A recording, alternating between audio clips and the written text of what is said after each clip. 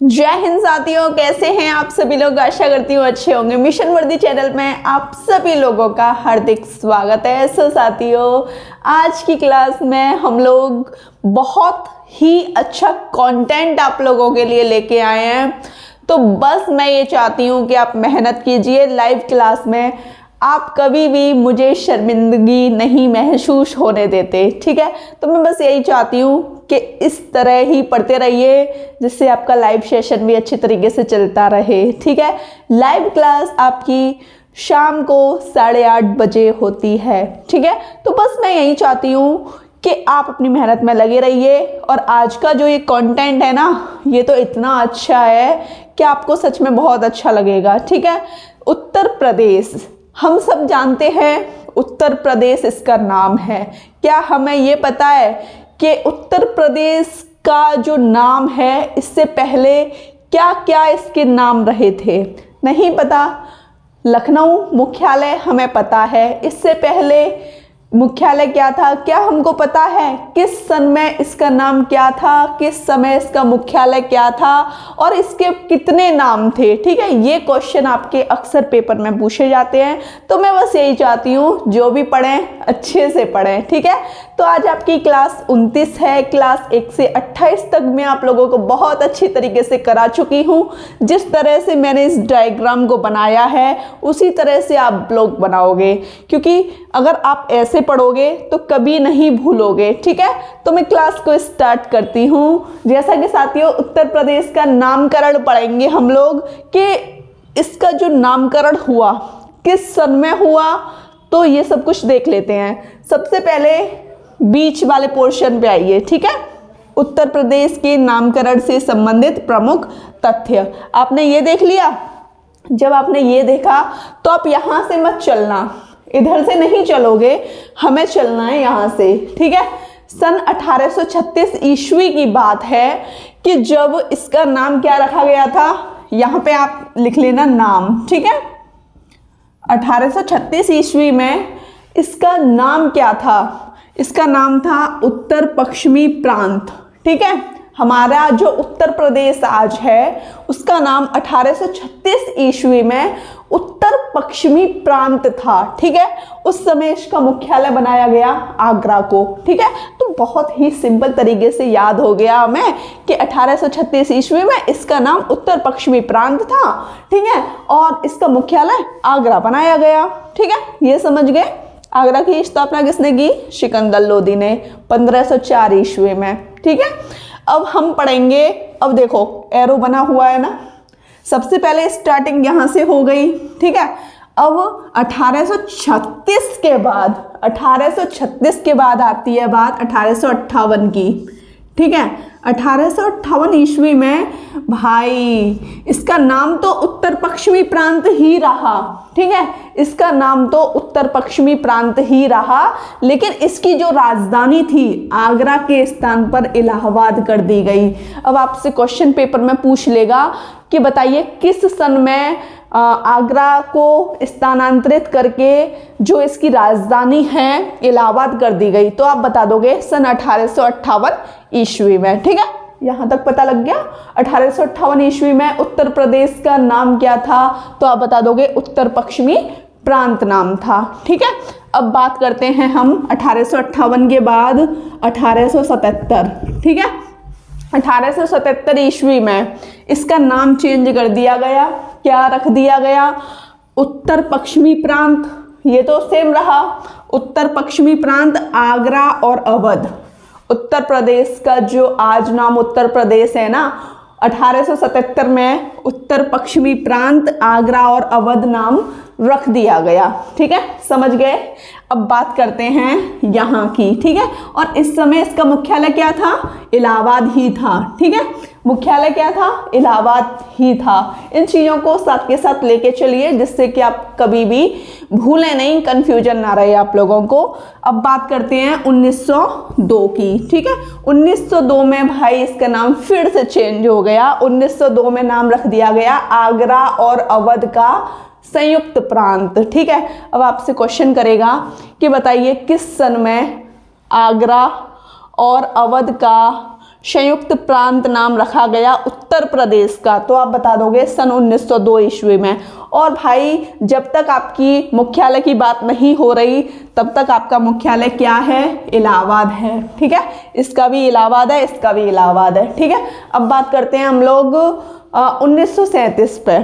ठीक है, हम एकदम क्रम से चल रहे हैं, हम बीच में नहीं भटकेंगे, जो भी सीरीज है उसके अकॉर्डिंग हम लोगों को पढ़ना है। ठीक है, तो उस समय भाई संयुक्त प्रांत आ गया ना, इम्पोर्टेंट है ना। आपसे ये पूछा जाता है कि उत्तर प्रदेश का जो नाम है संयुक्त प्रांत किस सन में रखा गया? तो आप बता दोगे 1937 ईस्वी में रखा गया। इस समय इसका मुख्यालय बहुत इम्पोर्टेंट है, 1937। ठीक है, अब आपसे पूछा जाएगा क्योंकि मुख्यालय तो आज भी लखनऊ में है ना, तो लखनऊ किस सन में इसका मुख्यालय रखा गया उत्तर प्रदेश का? तो आप बता दोगे सन 1937 ईस्वी में। ठीक है, अब हम चलते हैं 24 जनवरी 1950। ये बहुत ही ज़्यादा मोस्ट इम्पोर्टेंट है। उत्तर प्रदेश का उत्तर प्रदेश नाम किस सन में रखा गया? 24 जनवरी 1950 ईस्वी में रखा गया। और इस समय भी इसका मुख्यालय क्या था? लखनऊ, और आज भी आपका लखनऊ है। ठीक है, ये सीरीज बहुत अच्छी तरीके से आप लोगों को समझ आ गई होगी। ठीक है, स्क्रीनशॉट ले लीजिए। अब हम बात कर लेते हैं उत्तर प्रदेश से संबंधित प्रमुख तथ्य के बारे में। ठीक है, कौन कौन से तथ्य इसमें इम्पोर्टेंट हैं वो सब कुछ मैं आपको बता देती हूँ। उत्तर प्रदेश दिवस जैसा कि कब से स्टार्ट किया गया इस दिवस को मनाना? तो 24 जनवरी 2018। ठीक है, मोस्ट इम्पोर्टेंट है। उत्तर प्रदेश दिवस का जो प्रारंभ किया गया 24 जनवरी 2018 से किया गया। ठीक है, अब इसका पुनर्गठन देख लीजिए। ठीक है, उत्तराखंड राज्य का मतलब गठन किया था ना, पहले उत्तराखंड और उत्तर प्रदेश एक ही थे। ठीक है, इसका जो 9 नवंबर 2000 को पुनर्गठन कर दिया गया, 27वें राज्य के रूप में उत्तराखंड का गठन कर दिया गया। ठीक है, समझ गए। अब हमको देखना है कि गणतंत्र दिवस, गणतंत्र राज्य कब मनाया गया? ठीक है, तो ये 26 जनवरी 1950 ईस्वी से। ठीक है, समझ गए। मोस्ट इम्पोर्टेंट टॉपिक्स हैं, पॉइंट्स हैं। ठीक है, अब राजधानी लखनऊ, अभी जैसा कि हमने 1937 में संयुक्त प्रांत के बारे में पढ़ा था ना, तो 1937 में जो उसकी राजधानी थी लखनऊ थी। ठीक है, लेकिन अब आपको यहाँ एकदम पता लग जाएगा कि किस सन में किस डेट को लखनऊ राजधानी कर दी गई। ठीक है, तो 1937 में तो उस समय राजधानी लखनऊ थी। ठीक है, अब यहाँ देख लीजिए 2 नवंबर 1925 को लखनऊ राजधानी कर दी गई। 2 नवंबर 1925 को राजधानी क्या कर दी गई? लखनऊ कर दी गई, इलाहाबाद के स्थान पर। ठीक है, स्क्रीनशॉट ले लीजिए। साथियों, अब आपके ये कुछ इम्पोर्टेंट पॉइंट्स हैं तो आप इन्हें थोड़ा देख लीजिए।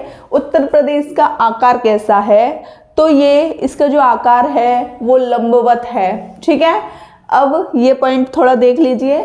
नेपाल के साथ उत्तर प्रदेश की अंतर्राष्ट्रीय सीमा लगती है, ये तो हमको पता है ना, ये हमने पढ़ा भी है।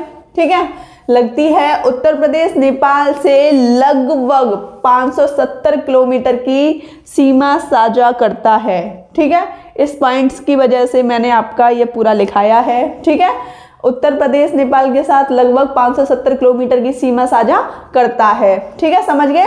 नेपाल के साथ भारत, अब भारत की बात आ रही है। ठीक है, भारत की 1751 किलोमीटर सीमा लगती है। ठीक है, ये समझ गए। उत्तर प्रदेश के साथ लगभग 570 किलोमीटर और भारत के साथ 1751 किलोमीटर। ठीक है, अब क्षेत्रफल की दृष्टि से सबसे बड़ा जिला तो आपको पता है कौन सा है? लखीमपुर खीरी, और दूसरे नंबर पर सोनभद्र। ठीक है, क्षेत्रफल की दृष्टि से सबसे छोटा जिला हापुड़, पहले नंबर पे हापुड़ है और दूसरे नंबर पे आपका गाजियाबाद है। ठीक है, स्क्रीनशॉट ले लीजिए।